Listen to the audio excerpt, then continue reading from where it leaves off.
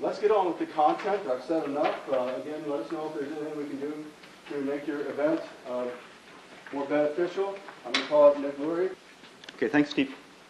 So this is joint work with Hai Chi and Alan Weiss at USC.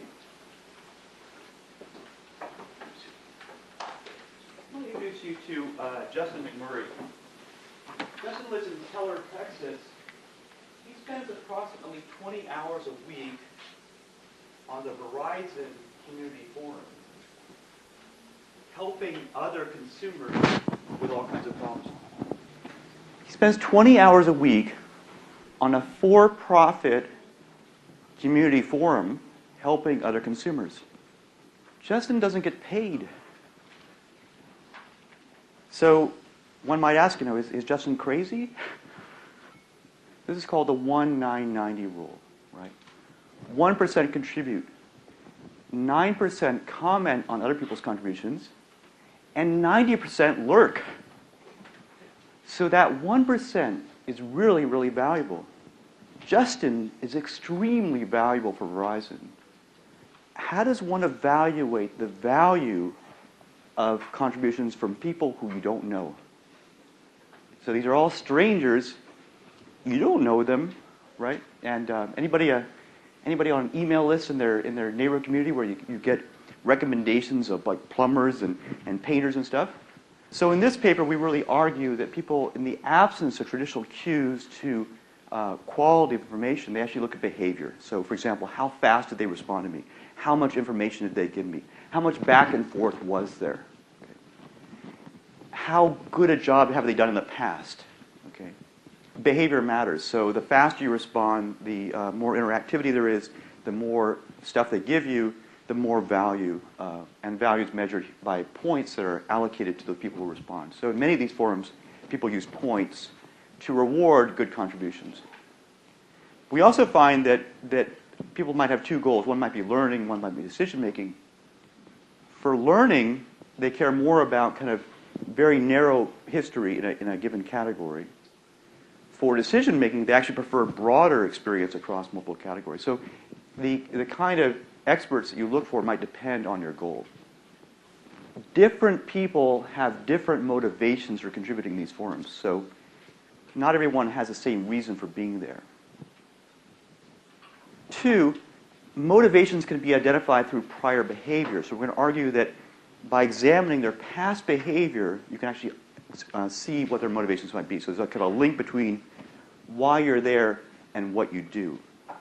And we're going to talk about kind of 4 motivations. So the first is to demonstrate expertise. So you want to show that you're smart. We're going to argue that here, and we're going to measure that again through past behavior, that past behavior being your effectiveness in providing contributions in a category. They're less likely to contribute. However, if they do contribute, they're probably going to do some pretty good stuff because they're really expert in that area. Okay? Secondly, a second kind of motivation might be to contribute broadly. The idea is that these people will be opportunistic. So if there's a forum where they can get points, they might look for opportunities to get points. Perhaps questions where very few people have already answered. These guys will be more likely to contribute, but won't contribute as much because they don't know as much. Third motivation, which is very different from the first 2, is to socialize. Some people are on those forums because they want to socialize. They want to be involved in interactions with other people. We're going to argue that they're more likely to contribute or contribute less. They don't have to prove themselves. They're not about proving how much they know, but they want to just get involved. Old-timers, or those who want to be a guide for newbies, are going to be less likely to contribute. They've kind of done their thing. We're going to argue, actually, that these could all exist in a single person at different levels. So that, no, they're not orthogonal, they're not exclusive. They're different dimensions? They're different dimensions. Now, Justin's helping. We don't know why he's helping, but he's out there helping. So lots of people are helping and trying to figure out who these people are and what their motivations are.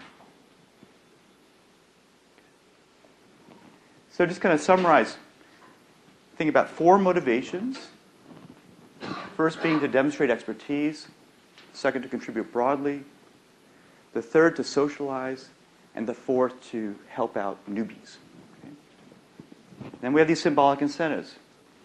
And so we're going to argue that symbolic incentives are going, symbolic incentives are good, they're going to help contribution, but they're going to have different effects for people with different kinds of motivations, so that there should be an interaction or moderating effect depending on motivations. Okay? And again, we're looking at two outcomes, likelihood of contributing and quantity, and we're arguing that those things might have different effects. Okay? Everybody understand how this forum works, more or less? You have different communities, and people tend to participate in single communities. Sometimes people will go across communities. They tend to have expertise or interest in one of these topics. So it could be advertising, branding, marketing research. Or in case of a marketing professor, it could be some marketing models. They ask a question, they decide how many points the question's worth, and then they allocate the points across the different responders. And you can give them 0 if you want, or you can give all the points to one person, so you get to decide. So it's nice because it's you really can decide how valuable is this stuff. And there's also an incentive. So the more points a question's worth, theoretically, the more incentives people have to participate in that question. That's all you have is points. You can't cash them in, okay? That's it. The only thing you can do with them is ask more questions yourself. So for each question, we think about information providers deciding, well, should I answer this question? Yes or no? And then how much should I contribute? Supporting our hypotheses, we find that those who kind of have gotten a lot of points in an area are more likely to contribute. Or actually are less likely to contribute. So again, we said these guys are expert, they're going to be picky about what they answer. But when they do answer, they answer a lot. They write a lot. Okay? Secondly, those who contribute broadly, those people who have contributed in lots of categories in the past, they kind of spread themselves out. They want to go across categories. More likely to contribute, but contribute less when they do. Okay, so kind of indicative of kind of opportunistic behavior. And so we also looked at the correlations, and those guys are actually more likely to contribute when there are questions with fewer people answering, suggesting, here's an opportunity for me to get points because other people have contributed.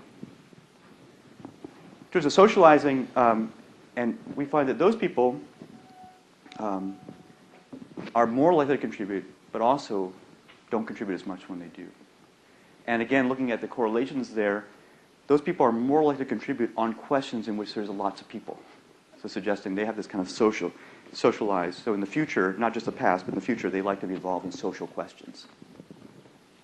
And finally, the newbies, the guide to newbies, or the old-timers, they're less likely to contribute, less likely to contribute less. So kind of along Pete Fader's work with wear out, right? So that kind of supporting that idea. Right? They seem to work pretty well in terms of increasing the likelihood of contribution and increasing the amount of contribution. And these incentives don't have to be real money. They can be fake money. They can be stars. They can be anything. Okay? So consistent with the idea that some people are opportunistic and other people are not, or other people are more social in their outlook or why they're there, we find that those who want to show expertise will increase the likelihood and contribute more will contribute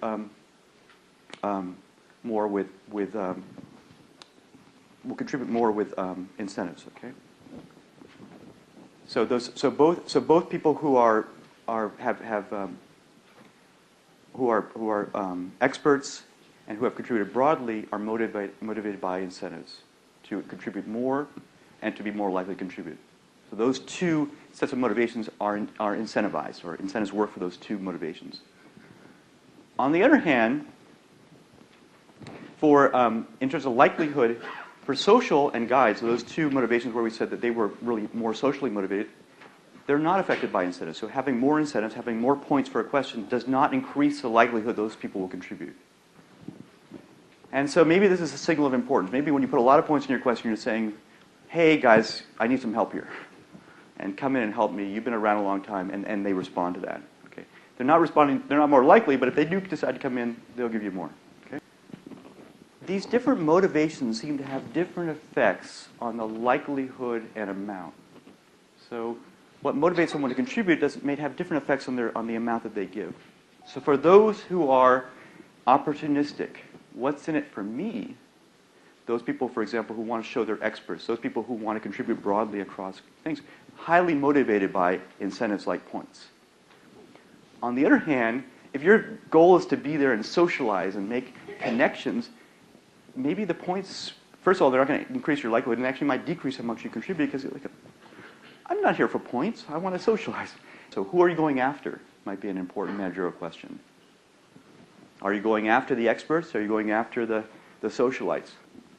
So having symbolic incentives and having all these different labels and points for different people is actually quite motivating for these experts. Okay? Think about providing incentives to those who've been there a long time, because it seems to motivate them, at least to kind of get back in the game. And so they might get pulled back in. A lot of people get tired of these forums, and maybe there's a way to bring them back in.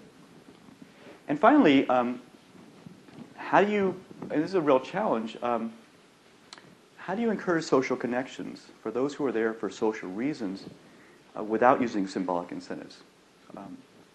And so the idea is that if you overload these guys with symbolic incentives, that they actually may react negatively. They actually may give you less.